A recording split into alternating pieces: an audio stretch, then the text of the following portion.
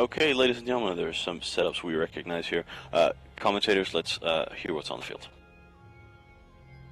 Alright, I'm Kill2. I'm here with Darius Johnson. We're looking at Get Off My Lawn versus R0NIN.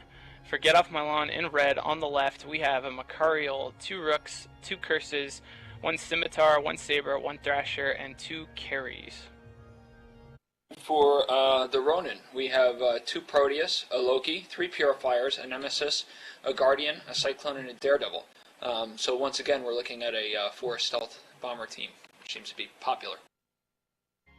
Yeah, and also we're looking at teams that are really similar to the setups they brought last week. Get Off My Lawn particularly brought this same Macarial, double Rook, double Curse Scimitar setup last week. It did really well, and R0NIN brought 2 Proteus last week. They did have a bit different of a setup. There was more drone ships, Myrmidons and Ishkars and stuff like that. So we'll see how the switch to bombers goes for them. These teams start out pretty close to each other. Another situation where both teams warp at long range to the beacon and wind up pretty close to each other actually because of the angle. Yeah, and we're not going to see any oh, yeah, there we go. We're going to see some bombs, and they may bomb themselves. They're going to hit something, that's for sure. Here we go.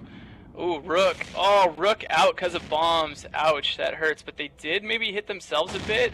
Purifier went down. Actually, he was down anyway. They hit the Proteuses, but I suppose that's not too big of a deal. One of the Curses took a lot of damage as well. So, yeah, we'll have to see how the damage kind of levels out now that the bombs are done. Yeah, and we have some, on the field, we have some Hobgoblin 2s on the R0NIN side. And some Valkyrie 2s, it looks like, on the Get Off My Lawn side. And it looks like this Rook is in pretty bad shape. The second Rook for Get Off My Lawn, he's got a lot of ships on top of him, including at least 2 or 3 of those, at least 2 of the Tech 3 ships. And there goes one more frigate for the R0NIN. I don't remember what it was, pardon my ignorance there. This Curse taking a lot of damage, and the Rook. There goes the Rook, so now no more jamming left. I don't know if there's much tracking disruption on these Curses, at least a little bit I can see, which will be hard for the Proteuses, but it probably isn't enough to totally disrupt the team. There goes another stealth bomber, so trading ships back and forth here. That was actually a Purifier that had been blown up earlier, so they have 2 Purifiers down. That Curse is now out of shields and is already in 25% armor. That's not going to last much longer. On the R0NIN side, we still have 2 Proteus, a Loki, Purifier, a Nemesis, a Guardian, and a Cyclone. As another ship for as the Curse for Get Off My Lawn explodes. You're wrong. I remembered. It was a Daredevil.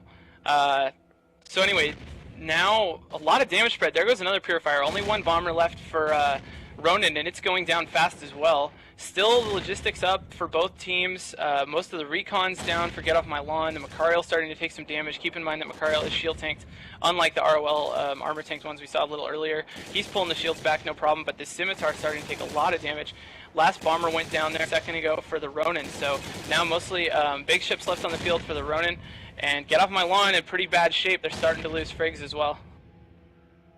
Yeah, and we're seeing some damage on the Proteuses, but that for the most part was caused by their own bombs. About 10% armor damage there. And their Guardian is taking some armor damage as well, but really nothing to write home about. Get Off My Lawn's Macarial is now starting to show some shield damage. But even on that side, we're not seeing a whole lot of activity. And keep in mind, the main purpose, most likely for this Loki, as well as the Cyclone that are left on the field for the R0NIN, is those gang links. There's definitely gang links running, either that or sensor boosters on the Loki, but I don't really like the chance of sensor boosters. And the Cyclone running gang links as well. So not tons of damage probably left on the field for the R0NIN with all their stealth bombers gone. Their Guardian now at about half armor. But that's not too big of a concern. The Curse for Get Off My Lawn goes down, wow, really quick right there once his shields were gone. So should be easy for the Guardian to recover cap a little bit and start to get back his tank.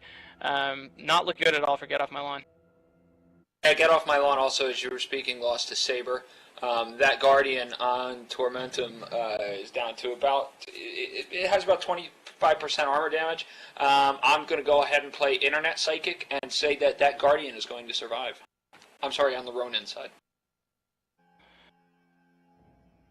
Yeah, I think definitely so. He has a big blob of armor rep bots, even though some of them are Tech 1. I just, like, for some reason, Tech 1 drones, like, make me cringe in the tournament. I guess it's hard to have skill points for absolutely everything. So, just this Macarial left. He's tackled. Their DPS should catch up in just a second here, and we'll start to see him drop. I'm wondering about kind of the viability of dampening as a devoted EWAR strategy. You know, we saw carries here. I suppose that's meant to be in combination with the rooks, which can be really strong. So once they lost the rooks, it's not as good. But, you know, that's a couple frigs that could have been doing a lot more damage or something to kind of tip the scales early in this fight. Yes, indeed. And Get Off My Lawn's Macarial is now out of shields. It was shield tanking, so that's going to fall pretty fast. It's already at 50% armor. And it looks like Get Off My Lawn has switched primaries to the R0NIN's Cyclone. As I spoke, that Macarial has exploded, leaving only 2 carries for Get Off My Lawn, and those are not going to live very long. Unless they do what you hate and run around the arena. They move at least 3k per second from what I can see, and there isn't too much speed going on this R0NIN team. So I guess it depends on what kind of mood the carries are in, if they want to stick around and let the match end or kind of enjoy some time making you angry. Well, maybe they'll be chill carries, which are indeed my favorite time, and are kind, and die with honor. I don't think that's the case, unfortunately. So this is kind of surprising, actually. I don't know, bomber. You know, it's like we've been talking about how strong bomber setups are, and then the R0NIN loses all their bombers and still wins the match. It's kind of weird to see it go to kind of a middle ground like that, which is good for Get Off My Lawn. They may get enough points to get them through, although they only really killed frigates, so I don't know.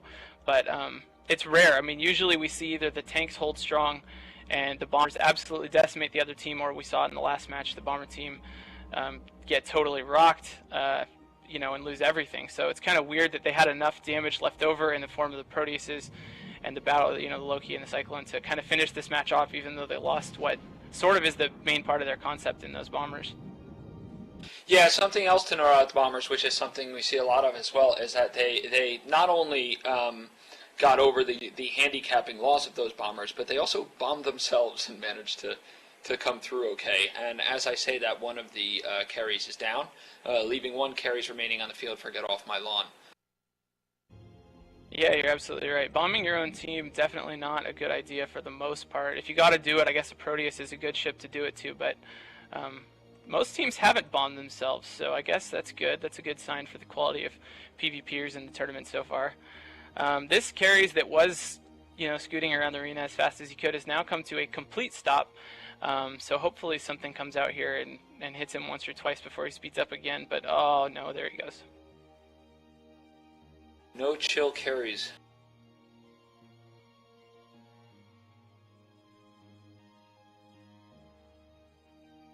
As the carries races around the room,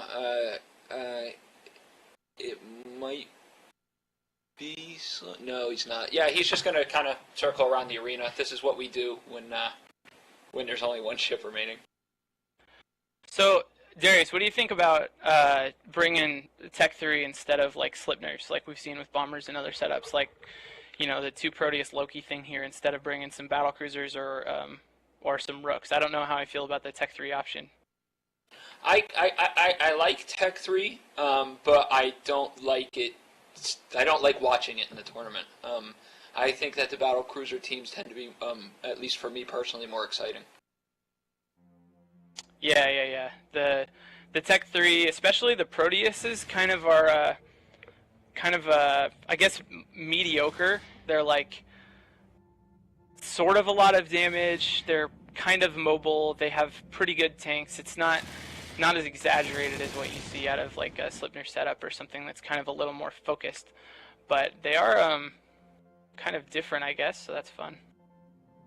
Yeah, I mean, they're different, and you know that when they get blown up, dude's going to lose a skill, which is always, you know, cool as well. But, you know, just from my perspective, the T3 fielding teams tend to be uninteresting. Yeah, this carry is still running around. It's interesting. Well, it's not actually interesting, but the ships that do this kind of obligate the other team to loot all the wrecks. A lot of people ask about the loot in case you haven't kind of heard about that in the tournament already. Loot the field gets cleared when the match is over. So if you wipe out a team and warp away, or wipe out a team and win, you're not going to get to loot because you're not going to have time because you're going to get sent out of the arena and on your way. But if you're stuck like this with nothing going on for a while, you're free to loot until the match ends. So I'm sure these guys will pick up everything that's on the field. Yeah, and I don't think we have much time left, so I'm not sure they're going to be doing much more along the lines of looting. It looks like they're trying to chase down that carries, but I'm not sure they'll be able to catch him before the match ends. I have an interesting idea, because a lot of time we get to this point where there's a ship running around like this, and it's like there has to be a negotiation with the pilot left on the field, saying, hey, is it okay if we call the match because we don't want to watch you fly around for a long time?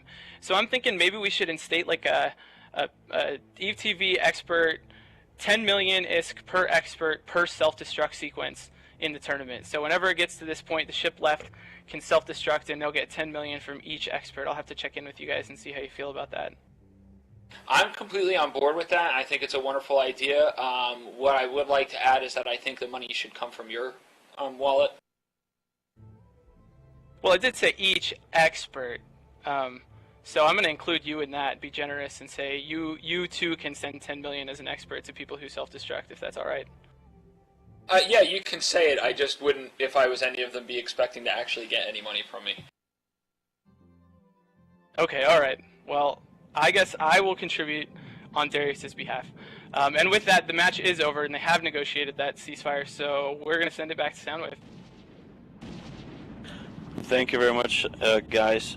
The lone Karas surviving there from Get Off My Lawn, the R0NIN, looking strong this match again. We have 2 matches left today. That is Rage, who took the last-minute ticket last Saturday, took the spot from Goonswarm and absolutely obliterated Circle Noir. Rage versus Solar Fleet, and then we have Death from Above versus the Romanian Legion. But first, the Rage match at 2020 Eve.